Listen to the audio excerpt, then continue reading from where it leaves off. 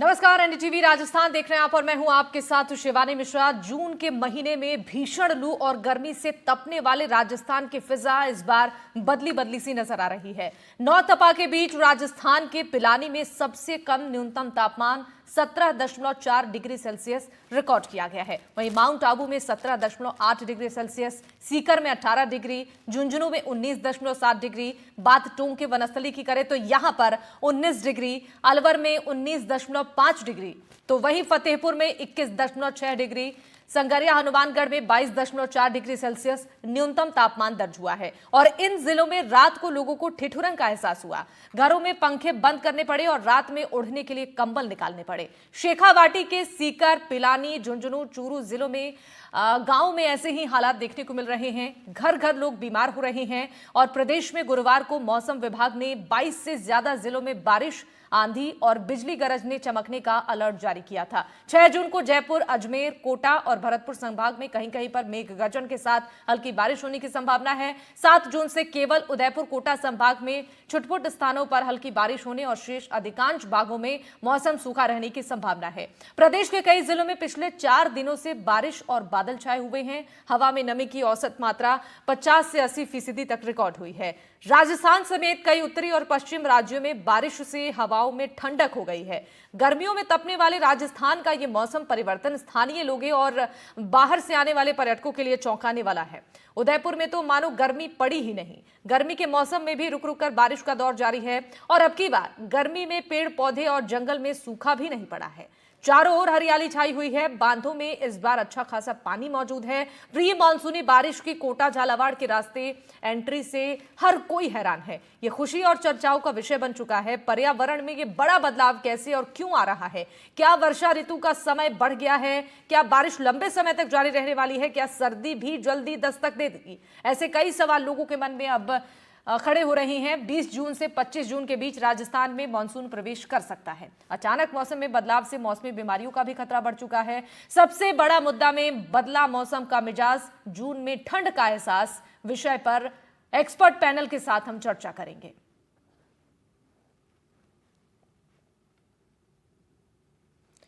तो चलिए, इस पर चर्चा करने के लिए हमारे साथ कुछ खास मेहमान जुड़ रहे हैं। परिचय के साथ हम इस चर्चा को आगे बढ़ाते हैं। राजेश कृष्ण सिद्ध जी हमारे साथ जुड़ चुके हैं, पर्यावरणविद हैं, बहुत स्वागत है राजेश जी। प्रोफेसर चेतन सिंह सोलंकी हमारे साथ जुड़ चुके हैं, क्लाइमेट एक्सपर्ट हैं, आईआईटी मुंबई से, बहुत स्वागत है सर आपका। डॉक्टर अपूर्वा गुप्ता हैं हमारे साथ, आईसीयू एक्सपर्ट है, यशोदा हॉस्पिटल से, आपका भी बहुत स्वागत है मैम। डॉक्टर रिजवान अहमद हमारे साथ है, मौसम वैज्ञानिक, बहुत स्वागत है सर आपका भी। शुरुआत चलिए आपके ही साथ कर लेते हैं डॉक्टर रिजवान। जिस तरीके से मौसम में बदलाव हुआ है और नौ तपा के बीच अभी तापमान में गिरावट दर्ज की जा रही है, किस ओर इशारा कर रहा है ये मौसम? लोगों के मन में उत्सुकता है जानने की कि आखिर क्या मानसून इस बार जल्द दस्तक देगा? जी, सबसे पहले आपको बहुत बहुत बधाई। आपने बहुत अच्छा बैकग्राउंड बनाया है। ऐसा लग ही नहीं रहा है कि इस बार जो है वो गर्मी का मौसम है। और पूरे सेंट्रल इंडिया से लेके नॉर्थ वेस्ट इंडिया से जो टेम्परेचर के हमारे पास रिकॉर्ड्स ऑब्जर्वेशन आ रहे हैं वो इंडिकेट कर रहे हैं कि इस बार जो तापमान है वो मैक्सिमम और मिनिमम दोनों नॉर्मल से बिलो जा रहा है। और उसके बारे में, अगर हम उसके बारे में साइंटिफिक रीजन जानना चाहें कि पूरे नॉर्थ इंडिया में और खासतौर से राजस्थान की अगर हम बात करें कि यहाँ पे इस टाइम मई और जून में ये बहुत ही टेम्परेचर 45 डिग्री के आसपास होना चाहिए, काफी गर्मी होनी चाहिए थी, हीट वेव होने चाहिए थे, लेकिन इस बार ये सब चीजें कम पाई गई है। और ये इसका साइंटिफिक रीजन जो है वो ये है कि इस बार जो डब्ल्यू हैं वो काफी ज्यादा मात्रा में राजस्थान और उसके आसपास के इलाके में आए हैं, जिससे क्लाउडीनेस और रेनफॉल काफी हुई है। इसके अलावा थंडरस्टॉर्म एक्टिविटीज भी काफी जल्दी ऑनसेट हो गई है और काफी ज्यादा उनकी फ्रिक्वेंसी रही है जो ज्यादातर विंटर सीजन में होती है। तो इस बार ये बहुत ही असामान्य रूप से उनकी फ्रिक्वेंसी बढ़ी है। और जो हमारा हीट लो बनना चाहिए था राजस्थान में, जिससे ड्राई और हीट वेव जनरेट होती है, जो फर्दर आगे जाके हीट वेव को जनरेट करता है, जिसका इम्पैक्ट सेंट्रल इंडिया तक जाता है, वो भी अभी बना नहीं है, आगे चल के बनेगा। और ग्लोबल जो हमारे फैक्टर्स हैं, अल नीनो, ला नीना, वो न्यूट्रल फेज में है, वो भी अपना एक रोल अदा कर रहे हैं। मॉडरेट रेनफॉल जो हो रही है हमारे राजस्थान में उसमें। इसके अलावा जो अरेबियन सी है वो इस बार काफी एक्टिव रही है। और काफी मॉइस्चर सप्लाई हुआ है राजस्थान, गुजरात और सेंट्रल इंडिया को। इस कारण जो हमारी थंडरस्टॉर्म एक्टिविटीज है, बारिश की एक्टिविटीज है, वो हम्म। अचानक से बढ़ गई है। हम्म। तो इस तरह से इस बार अगर पर्यावरण के हिसाब से देखें, हम्म। किसानों के हिसाब से देखें, तो ये एक अच्छी बात है हम्म। कि कहाँ इतना गर्म मौसम होना चाहिए था, कहाँ बहुत सुहाना मौसम हो गया है। जी। और इसका इम्पैक्ट राजस्थान में ही नहीं है, ये सेंट्रल इंडिया तक है। अगर आप विदर्भा में भी जाओगे तो वहां जी। पर भी टेम्परेचर बिलो नॉर्मल चल रहे हैं। तो हम्म। ये पूरा नॉर्थ वेस्ट इंडिया और सेंट्रल इंडिया में एक समान मौसम चल रहा है। जी। बिल्कुल। बिल्कुल ठीक है। प्रोफेसर चेतन, आपसे समझ लेते हैं, जो मौसम में ये बदलाव हुआ है, क्या ये क्लाइमेट शिफ्ट की ओर इशारा कर रहा है? वेल, नमस्कार शिवानी जी, और सभी पैनलिस्ट को भी मेरा नमस्कार। हम्म। और कई लोग पूछ रहे थे कि मैं लोगों से पूछ रहा था कि मौसम कैसा है, तो लोगों ने कहा ये बहुत सुहावना मौसम है। तो मैंने कहा सुहावना नहीं, ये डरावना मौसम है। हम्म। ऐसा नहीं होना चाहिए था। इन जनरल हम यदि बारिश की बात करें शिवानी जी, तो हम्म। जैसे ग्लोबल वार्मिंग हो रही है, टेम्परेचर बढ़ रहा है, इसका मतलब इवापोरेशन भी पानी का बढ़ेगा। और हम्म। इवापोरेशन पानी का बढ़ेगा तो कहीं तो गिरेगा। तो जैसे जैसे हम समय बीतता जाएगा, आगे हम्म। समय आएगा, बारिश होगी और ज्यादा बारिश होगी, कम तो हम्म। नहीं होगी। परंतु क्लाइमेट चेंज के कारण ये इम्बैलेंस होगा। जब उसको होना चाहिए तब नहीं होगा, हम्म। पहले हो जाएगा, अचानक बहुत तेज हो जाएगा, फिर बहुत कम पड़ जाएगा। तो ये जो इम्बैलेंस, हम्म। ये बहुत चिंता का विषय है। और ये सुहावना नहीं, अच्छा लग रहा है अभी सबको, मुझे भी अच्छा हम्म। लग रहा है कि अच्छा, गर्मी के मौसम में गर्मी नहीं है। बिल्कुल। परंतु ध्यान से देखा जाए तो ये काफी डरावना है। और ये जो बदलाव है, हम्म। ये एक्सेलरेट होता जा रहा है। कहने का मतलब ये है कि आजकल हम बोल देखते हैं जितने सीजन आते हैं, हम्म। ठंड गर्मी बारिश, वो जैसे थे वैसे नहीं बचे। और हर बार ऐसा होता है कि इस बार की गर्मी तो अलग है, इस बार की ठंडी अलग है, इस बार का बारिश अलग है। इसका हम्म। मतलब है जो बदलाव में तेजी से गति आ रही है। तो बहुत धीरे धीरे बदलाव नहीं हो रहा, बहुत तेजी से बदलाव हो रहा है। तो आने वाले समय में ये जो बदलाव है और ज्यादा होगा। और इसका इम्बैलेंस, जो जो बैलेंस था प्रकृति में कि समय पर बारिश हम्म। आती थी, जितनी आनी थी उतनी आती थी, वो जो इम्बैलेंस है उसका असर हमारे खाने के सिस्टम पे, हमारे पानी के सिस्टम पे, हमारे हेल्थ के सिस्टम पे और हमारी इकोनॉमी पे, सब पर पड़ने वाला है। और उसका नेगेटिव इफेक्ट पड़ने वाला है, जो इस समय हम सबको सुहावना मौसम लग रहा है उसका। बिल्कुल सही कहा आपने सर। राजेश जी, आपसे भी समझ लेते हैं, ये मौसम का जो बदलाव है, ये किस ओर इशारा कर रहा है? क्या ये खतरे की घंटी है? क्योंकि अभी तो लोगों को राहत महसूस हो रही है, मौसम ठंडा है तो, लेकिन अगर इसके पीछे कारण समझने की कोशिश करें तो क्या कुछ वजह हो सकती है? शिवानी जी नमस्ते। अभी डॉक्टर साहब ने बहुत बढ़िया बात की, प्रोफेसर साहब ने। हम्म। ये सुहाना नहीं, डरावना मौसम, और ये हम्म। पर्याप्त डरावनी सिम्टम्स को घंटी बजा रहा है। हम्म। काफी दिनों से जो क्लाइमेट चेंज हो रहे हैं उसके पीछे कई कारण हैं। एक तो ग्रीन हाउसेस की वजह से, और दूसरा ग्लेशियर्स के जो पिघलने की वजह से। हम्म। और ये कह रहे हैं ये पानी कहीं ना कहीं तो जाएगा। हमारा जो टेम्परेचर 1.8 से जो बढ़ रहा है, और ये संभावना जताई जा रही है पूरे विश्व स्तर पर भी, हम्म। कि इस तरह के जो हमारी जो गैसेज हैं, जो हमारी ग्रीन हाउसेज गैसेज हैं, जो हमारे जो हमारे टेम्परेचर को परावर्तित करती हैं, उन हम्म। हाउसेज की जो गैसेज का सीजन्स की वजह से हम्म। ये तेजी से क्लाइमेट चेंज की ओर बढ़ता है। जैसा भी प्रोफेसर साहब ने भी कहा कि चेंज होना इतनी बड़ी बात नहीं है, ये बहुत तेजी से बार बार जो चेंज हो रहे हैं, सर्दी हम्म। का बरसात का जो चेंज हो रहा है, इसके पीछे सबसे बड़ा रीजन है हमारे ग्लेशियर्स का पिघलना। उसमें दो तीन मैं महत्वपूर्ण कारण मानता हूँ। एक तो ग्रीन हाउसेज का होना, ग्रीन हम्म। हाउसेज का शिफ्टिंग होना। दूसरा, जो हम्म। हमारे जिस तरह का कार्बन का उत्सर्जन हमने बहुत तेजी से बढ़ाया है, हम्म। वो है। दूसरा, हमारे जिस प्रकार के हमारे वृक्षों का जो कटान बहुत तेजी से बढ़े हैं, वो हम्म। एक बहुत बड़ा कारण है। दूसरा, जी। हिमालय के जो ग्लेशियर पिघले हैं, उनमें दो तीन बहुत बड़े, एक रिसर्च भी आई है अभी जर्मनी से। उसमें हम्म। पाया गया कि हमारे जो हिमालय में सिंक होल्स बन गए। सिंक होल्स बनने की वजह से हमारे भूकंप और तेजी से पानी का हम्म। होल्स के झील्स के रूप में जो डेवलप हो रहे हैं, वो हम्म। एक बहुत बड़ा खतरे की तरफ है। उससे कभी भी बहुत बड़ी आपदाएं आएंगी, तेजी से बारिशें और तेज भूकंप आएंगे। वो हम्म। क्या है, जिसके कार्बन के उत्सर्जन से जो हमारी ग्लोबल वार्मिंग 22 से 20% बढ़ती है। हमारे जो जो हमारे जो शेल्टर हाउस जो बने, उससे भी एक नई रिसर्च आई है, शेल्टर हाउस की वजह से भी ग्लोबल वार्मिंग में बहुत बड़ा चेंज आया है। वो हम्म। जो हमारे सिंक होल का जो बढ़ने के पीछे जो रीजन है, उसमें एक बहुत बड़ा रीजन वो ही है कि जो हमारे ब्लड सेल्स जो है, वो हमारे जो पानी के साथ जो वाष्पोत्सर्जित होकर के हम्म। वापिस जो गिरते हैं, वो पानी तो बर्फ बन जाता है, लेकिन वो जो ब्लड सेल्स हैं वो सिंक होल्स के रूप में नीचे जाकर के फैलते हैं, और वो नीचे हमारे जी 900 मीटर के हिमालय में सिंक होल पाए गए। जी जी। वो एक बहुत बड़े क्लाइमेट चेंज के, इसलिए ये कह रहा हूँ, ये जो मौसम हो रहा है सुहाना नहीं, बहुत बड़ा डरावना है। और बिल्कुल। अगर ये टेम्परेचर हमारा 1.5 से अगर 2 की तरफ जो जा रहा है चेंज, ये बहुत बड़ा खतरे की बात है। जो प्रोफेसर साहब की बात से, ये हमारे हाँ हाँ, अलार्म है, अलार्म और व्यवस्था है, उनको थोड़ा सा चेंज लाना पड़ेगा हमें। बिल्कुल सर, सही कहा आपने। ठीक है, एक बार डॉक्टर अपूर्वा से समझते हैं कि इस बदलते मौसम का स्वास्थ्य पर कितना असर पड़ेगा। जिस तरीके से तपती गर्मी में अचानक से अब मौसम ठंडा हो गया है, इसको लेकर अब कैसी स्वास्थ्य संबंधित लोगों को दिक्कतें आ सकती हैं? नमस्ते शिवानी जी। देखिए, एक्चुअली इस मौसम में जब मौसम बदलता है तो कुछ अलग अलग मीडियम्स होते हैं जिसमें बीमारियां पनपती हैं। जैसे कि हवा के माध्यम से जो बीमारियां पनपती है, वायरसेस बैक्टीरिया जो ग्रो करते हैं हवा में, जो निमोनिया का खतरा बढ़ता है, कोविड जो हम आजकल केसेस देख ही रहे हैं, और कॉमन कोल्ड फ्लू। फिर आते हैं आपके खाने पीने से फैलने वाली बीमारियां, जिसमें हम्म आपका typhoid, hepatitis, specially hepatitis A, cholera, acute gastroenteritis, ये सारी बीमारियां होती हैं।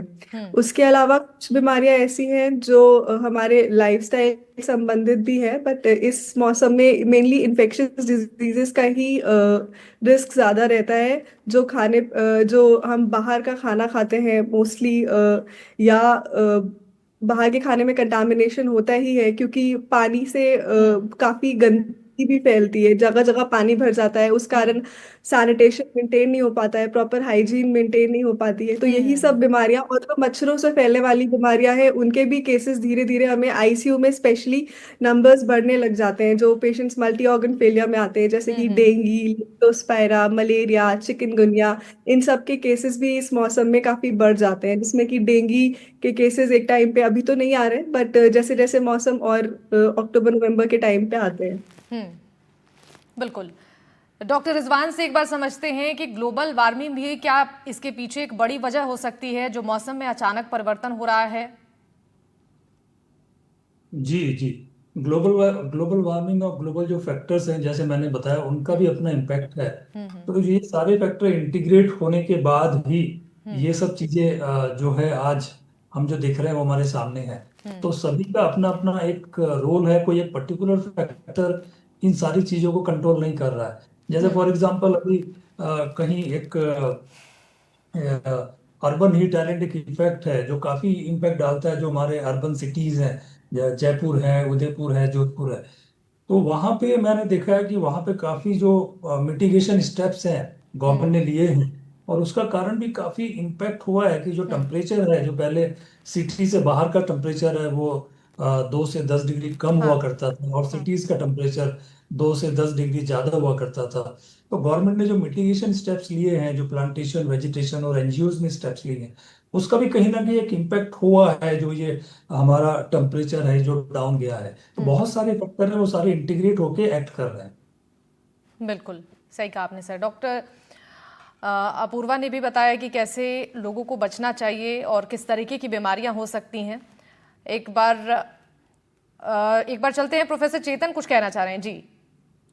जी, मैं कहना चाह रहा हूँ कि हाँ आज पर्यावरण दिवस है, और मेरे ख्याल से लगभग सभी लोगों ने हाँ हाँ। पेड़ पौधे लगाए होंगे पर्यावरण दिवस के दिन पर। हम्म शिवानी जी, मैं हर बार ये लोगों को समझाता हूँ कि आज जिस स्थिति में खड़े हैं वहां पर पेड़ पौधे लगाने से फर्क नहीं पड़ता, हम्म क्योंकि हमारी जो कार्बन उत्सर्जन की गति है हम्म और पेड़ के बढ़ने की गति है, उसमें बहुत जमीन आसमान का अंतर है। आज बिल्कुल। ही मेरे आर्टिकल छपा है कि पेड़, विश्व पर्यावरण दिवस के दिन पेड़ लगाने से काम नहीं चलने वाला है। मैं बार बार ये समझाता हूँ कि जो कुछ ही, जैसे कैंसर का इलाज हम पैरासीटामोल से नहीं कर सकते, बिल्कुल। तो पेड़ लगाना, प्लास्टिक को बचा के रिसाइकल करना, पॉलिसी बनाना, टेक्नोलॉजी ग्रो करना, सोलर लगाना, हम्म इलेक्ट्रिक व्हीकल, ये सब सॉल्यूशन के तौर पे पर्याप्त नहीं है।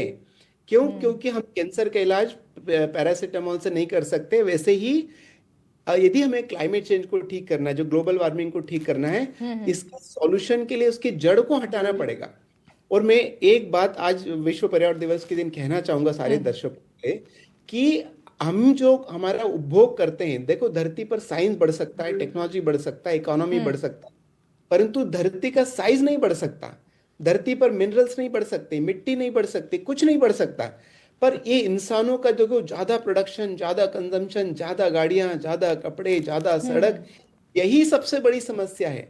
तो इसका मूल कारण आज जो स्थिति है, जितना हम कार्बन उत्सर्जन करते हैं, पेड़ पौधे लगाने से बहुत अच्छा लगेगा मन को, पर मैं दुख के साथ ये कहना चाहूंगा कि पेड़ पौधे लगाना आज की तारीख में समस्या का हल नहीं है, प्लास्टिक को रिसाइकल नहीं है। धरती सीमित है, धरती के सारे संसाधन सीमित है, इसलिए जरूरतें सीमित होना चाहिए। ये एक अनंत सत्य है और हम जी। सब इसको रोज उल्लंघन करते हैं।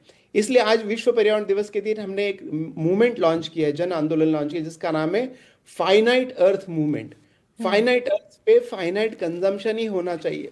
और हम क्या करते हैं, इसको मूल कारण को छोड़ के बाकी सब करते हैं, इलेक्ट्रिक व्हीकल, सोलर, ये सबसे नहीं होने वाला है। आपके दर्शकों से मैं ये समझाना चाहता हूँ और बार बार समझाना चाहता हूँ कि मूल कारण हमारी जरूरत है। बाय द वे, आपको पता है हम सब लोग मिलके 1.7 धरती के रिसोर्सेज के बराबर साधन उपयोग करते हैं। धरती एक ही विश्व जो अर्थ ओवरशूट डे 25 जुलाई को आने वाला है, इसका मतलब 26 जुलाई से 31 दिसंबर के बीच में जो हम संसाधनों को उपयोग करेंगे, जो हम खाना खाएंगे, जो पानी पिएंगे, वो हमारा नहीं होगा, वो चोरी का होगा, वो हम जरूरत से ज्यादा उपभोग कर रहे हैं। तो जब तक मेरे ख्याल से इस मूल कारण को ठीक नहीं करेंगे, ये जो गलत फहमी हमने पाल के रखी है कि पेड़ लगाएंगे, प्लास्टिक रिसाइकल करेंगे, इलेक्ट्रिक व्हीकल लगाएंगे, सोलर, इन सबसे पिछले 30-40 साल का अनुभव है। समस्या कम तो नहीं, पर बढ़ती जरूर जा रही है। तो प्लीज विषय को समझें, इसकी गंभीरता को समझें और मूल कारण पे जाके उसको हल करें। ये जो हमने ये ऊपर जो दिखाने की चीजें बना के रखी, इससे काम नहीं होगा। हाँ, पेड़ जरूर लगाना चाहिए, प्लास्टिक जरूर रिसाइकल करना चाहिए, पर ये सिर्फ सफाई के लिए और बाकी सब कारणों के लिए अच्छे, पर्यावरण की दृष्टि से आज की तारीख में इनका बहुत ज्यादा मूल्य नहीं है। प्लीज समझिए। बिल्कुल प्रोफेसर चेतन, मुझे याद है कि पहले भी आपने इस पर बात कही है, पहले भी हमारे साथ आप जब चर्चा में जुड़े थे, पर्यावरण में जो बदलाव हो रहा था उस पर भी आपने लोगों को ये संदेश जरूर दिया था कि रिसोर्सेज का सही इस्तेमाल करना इस वक्त ज्यादा जरूरी है। आपने फिर ये बात दोहराई और मुझे लगता है कि सभी को इस पर ध्यान देना चाहिए, ताकि अभी जो अचानक से बदलाव हो रहा है और आगे ये ज्यादा मुश्किल ना पैदा करे, इसलिए पहले से तैयारी होनी चाहिए। एक बार चलते हैं राजेश जी के पास। राजेश जी, अभी सभी के मन में ये सवाल है, क्योंकि मौसम में ये जो बदलाव है उसको लेकर अब यही लोगों के दिमाग में सवाल आ रहा है कि क्या पेड़ों की कटाई इसकी वजह हो सकती है, या फिर जिस तरीके से फैक्ट्री बढ़ती जा रही है, जो मौसम में बदलाव हो रहा है, क्या ये भी एक कारण इसके पीछे हो सकते हैं? निश्चित रूप से मैं सबसे पहले तो मैं चेतन जी को बधाई देना चाहता हूँ, इन्होंने बहुत बड़ी मुद्दे की बात करी कि हर आदमी पर्यावरण दिवस के दिन केवल एक पेड़ लगाने का अभियान की बात करता है। असलियत में क्या है, हमें उपभोग पर पाबंदी जब तक नहीं लगाएंगे कि सारे पोल्यूशन की जड़ में, और जो हमारी जो उपभोक्तावादी जो संस्कृति जो बढ़ रही है, उस पर हमको अंकुश लगाना ही पड़ेगा।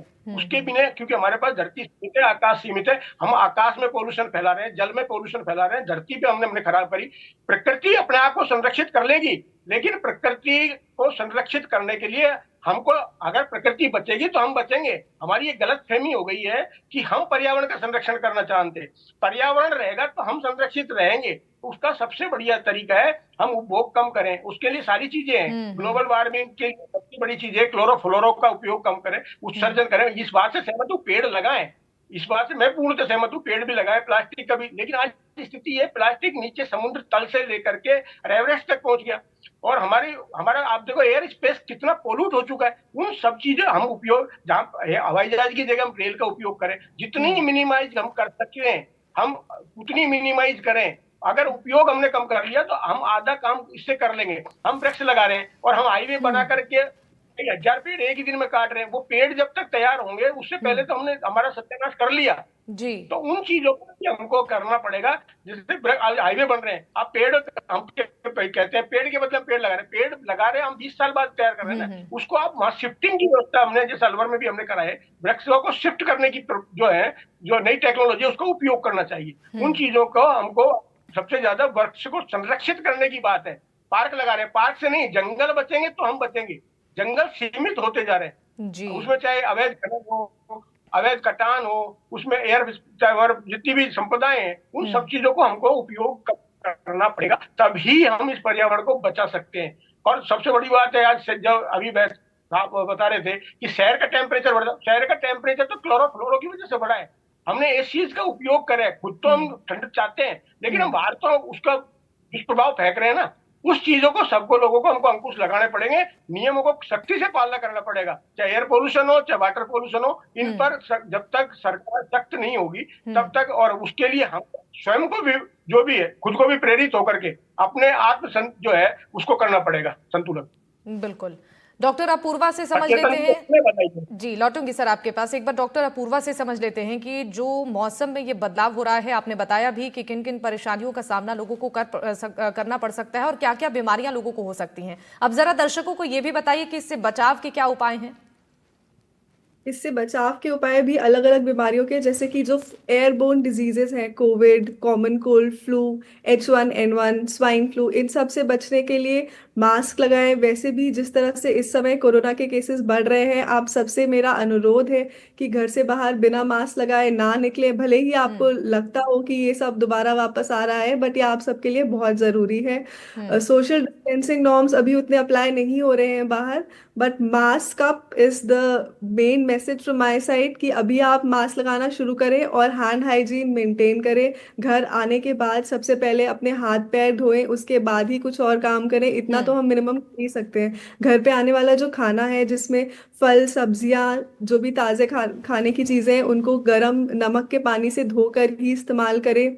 बाहर का खाना अवॉइड करें प्लीज, क्योंकि इस समय बाहर हाइजीनिक खाना नहीं बन रहा है, स्पेशली क्योंकि पानी जगह जगह जमा हो रहा है, मच्छर पनप रहे हैं और एयरबोर्न डिजीजेस तो है ही। तो घर का खाना खाएं, ताजा खाना खाएं। जी। जो भी खाना बनाते हैं उसको अगले 3 घंटे के बाद ना खाएं, मतलब जो भी फ्रेश बनाते हैं वो ही खाएं। जी। और फल सब्जियां, जो हम कच्चे फल सब्जियां खाते हैं कटवा कर, उसको भी it is very good for health, सेहत के लिए हाँ। बड़ा अच्छा है, लेकिन उसको रख के नहीं खाना है आपको। जब भी खाते हैं तुरंत खाएं उसको, लंबे समय तक रखना नहीं है। ये सारी चीजें हैं। और अपने दिन में अदरक का सेवन जरूर करें, वो काफी एंटी इंफ्लेमेटरी होती है, शरीर में इन्फेक्शन इतना पनपने नहीं देती। अदरक, लहसुन, ये सारी चीजें हैं, हाँ। इनका इस्तेमाल करें अपने डेली दिनचर्या में। हल्दी हम्म। हल्दी हल्दी और काली मिर्च साथ में जो आप प्रयोग करते हैं, जो हमारे भारतीय संस्कृति में ये सारी चीजें पहले से ही हैं, बट ये तब आप अपना डेली रूटीन में अप्लाई कर पाएंगे जब आप बाहर का खाना अवॉइड करेंगे। बिल्कुल। तो ये महत्वपूर्ण जानकारी है और हर किसी को हाइजीन मेंटेन करना भी ऐसे मौसम में ज़रूरी है, ताकि मौसमी बीमारियों का खतरा कम हो। बहुत महत्वपूर्ण बात आपने कही। एक बार डॉक्टर रिजवान के पास चलते हैं और समझते हैं कि अभी लोगों के मन में ये भी सवाल है कि अचानक से कुछ सालों में मौसम का जो ट्रेंड बदला हुआ है या फिर आगे बदल रहा है, तो क्या अब आने वाले समय में अब आगे ऐसे ही मौसम में बदलाव होता रहेगा? क्या ऐसी स्थिति बनी रहेगी? ये एक्चुअली अभी जो मौसम में चेंजेस आ रहे हैं, ये पूरा ग्लोबल लेवल पे आ रहे हैं। अगर आप विंटर में देखोगे तो विंटर भी काफी, जैसे पुराने समय में विंटर होता था, काफी ठंडक रहती थी, तो विंटर भी काफी वार्मर रहता है। अगर आप जनवरी फरवरी का टेम्परेचर हम देखेंगे, मैक्सिमम मिनिमम, उसमें भी काफी फ्लक्चुएशन आ रहे हैं। तो उसका जो रिलेशन है वो कहीं ना कहीं जो ग्लोबल वेदर जी। फिनोमिना आ रहे हैं, उनके साथ ही लिंकअप हो रहा है। और इसमें मैं एक पॉइंट जोड़ना चाहूंगा। जैसे आज वर्ल्ड इन्वायरमेंट डे है, तो उसमें मैं एक पॉइंट जोड़ना चाहूंगा कि इन्वायरमेंट और मेटियोलॉजी, एटमॉस्फेरिक साइंस, ये दोनों लिंकअप है।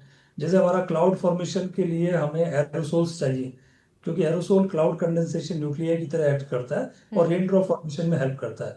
लेकिन दूसरे डायरेक्शन में हम देखें तो जो एरोसोल है वो पॉल्यूटेंट भी है, उससे रिस्पायरेटरी प्रॉब्लम भी होती है। तो इसी तरह से क्लोरोफ्लोरोकार्बन जो फ्रियोन, जो रेफ्रिजरेंट होता है, जिससे हम लोग अपने घरों में, फ्रिज में, एसी में ठंडक रखते हैं, जिससे हाँ। हमें एक पूरी फैमिली को जो है वो ठंडा खाना मिलता है, हमारे फ्रूट्स वगैरह ठंडे रहते हैं, तो उसका बेनिफिट भी है। तो we have to make a balance act, क्योंकि कुछ चीज जिससे नुकसान हो रहा है उसका फायदा भी है। धन्यवाद। बिल्कुल। राजेश जी के पास चलते हैं और एक इस पर फाइनल कमेंट लेते हैं। आज पर्यावरण दिवस है सर, लोगों को अपनी तरफ से किस तरीके से अपना योगदान देना चाहिए? लगातार जो पेड़ों की कटाई हो रही है, जंगल नहीं बच पा रहे हैं, शहरीकरण बढ़ता जा रहा है, इन सभी कारणों से बचने के लिए लोग क्या सहयोग कर सकते हैं? बड़ा सहयोग है पर्यावरण दिवस पर सबसे कहना चाह रहा है। हम्म। एक तो हमारा उपयोग की परसेंटेज में 30% करें, हम बार बार चीजों को नई चेंज नहीं करें, हर पुरानी चीजों को उपयोग करने की आदत डालें, क्योंकि जितनी हम उपयोग बढ़ाएंगे उतनी फैक्ट्रीज कम लगेंगी, फैक्ट्री कम लगेंगी तो उत्सर्जन कम होगा कार्बन का। दूसरी बात यह है, हम आए दिन जो हमारे व्हीकल्स हैं, व्हीकल्स में हम जहां तक संभव हो अपना 30% कम करने के प्रयास हर व्यक्ति अगर करने लग जाएगा तो हमारे देश की 140 करोड़ जनसंख्या है, तो उतने ही पेड़ बराबर पेड़ लग जाएंगे। हमारे पेड़ लगाने से ज्यादा हमको उपभोग पर ज्यादा ध्यान देना है, और बाकी जो वृक्ष बचे हुए हैं उन वृक्षों का संरक्षण करें, पौधरोपण से भी ज्यादा। यही मैं सबको पर्यावरण दिवस पर संदेश देना। बिल्कुल, बहुत महत्वपूर्ण संदेश आपने दिया है और किसी को इसमें अपना सहयोग करना जरूर चाहिए ताकि पर्यावरण को सुरक्षित और संरक्षित रखा जा सके अपने सहयोग से। आप सभी मेहमानों का बहुत बहुत शुक्रिया हमारे साथ इस चर्चा में शामिल होने के लिए, अपना कीमती समय एनडीटीवी राजस्थान के साथ साझा करने के लिए बहुत धन्यवाद। और इसी के साथ इस चर्चा में फिलहाल के लिए बस इतना ही। बाकी खबरों के लिए आप देखते रहिए एनडीटीवी राजस्थान। नमस्कार।